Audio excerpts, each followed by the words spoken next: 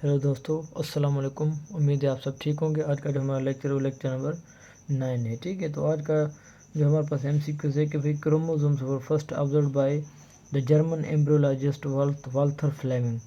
और इन्होंने कब किया था? ये जर्मन था और एम्ब्रियोलॉजिस्ट यानी कि जो एम्ब्रियो की स्टडी करते हैं।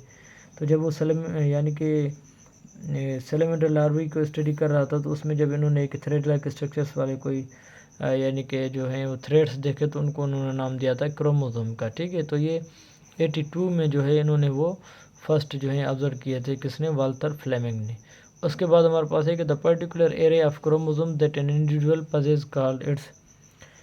जो भी किसी किस्म का एक पर्टिकुलर एरिया जो होता है, यानी कि जो क्रोमोसोम्स की जो मतलब शक्ल व शबीह होती है, फॉर एग्ज़ाम्पल जो वो 1 से लेकर वो जो 23 तक, तो उसको जब हम स्टडी करते हैं तो यानी कि इसको कहा जाता है जब मार्फोलॉजिकल हम उनको जब रखते हैं, उनकी अरेंजमेंट करते हैं, तो on the basis of shape, तो उसको क्या कहा जाता है? कैरियोटाइप। यानी कि the particular area of chromosome that an individual possesses called its karyotype.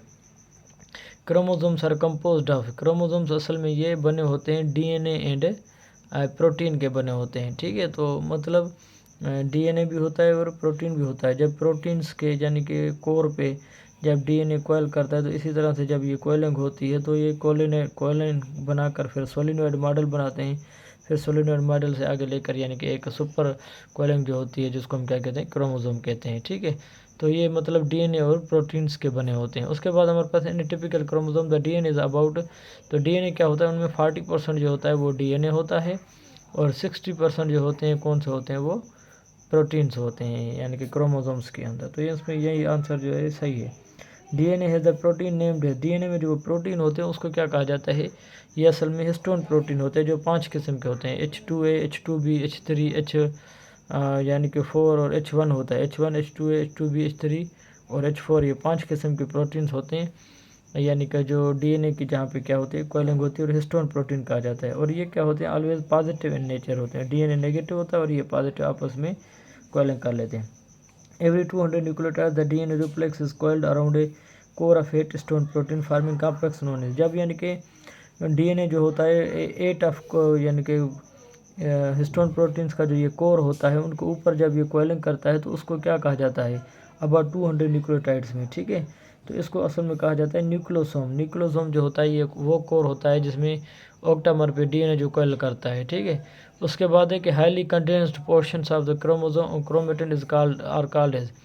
तो DNA के अंदर जब यानी कि कोयलिंग होती रहती है, अनकोयलिंग भी होती रहती है, तो कभी कभार यानी कि एक ऐसा हिस्सा होता है जो हाईली कंडेंस्ड हो जाता है, ओपन ही नहीं होता है, तो ऐसे हिस्से को कहा जाता है हेट्रोक्रोमेटिन।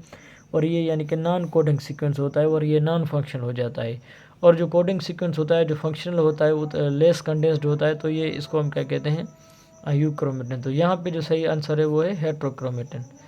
उसके बाद हमारे पास क्या है भाई? Chromosomal theory of inheritance first formulated by the American scientist. जब ये क्रोमोसोमल थ्योरी जो थी, ये सबसे पहले किसने जो है वो फार्मूलेट की थी? तो ये वाल्टर सटन थे, जिन्होंने जो जिसका क्रेडिट जो है वो क्रोमोसोमल थ्योरी ऑफ इनहेरिटेंस उसको जाता है। और वो सटन और थियोडर बोवेन भी थे, जिन्होंने जो है वो कंट्रीब्यूशन दी थी।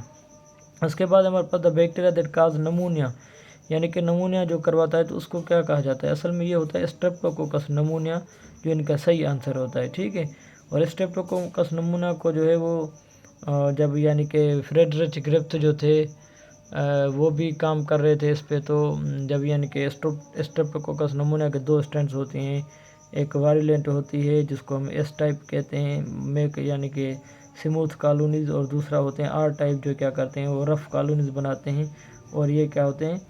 नॉन वायलेंट होते हैं। तो इन्होंने एक एक्सपेरिमेंट कंडक्ट किया था, यानी कि चेक करने के लिए कि DNA जो है वो हेरिडिटी मटेरियल है या कोई और चीज़ है। ठीक है, तो आज के लिए इतना काफ़ी। दुआ में याद रखिएगा।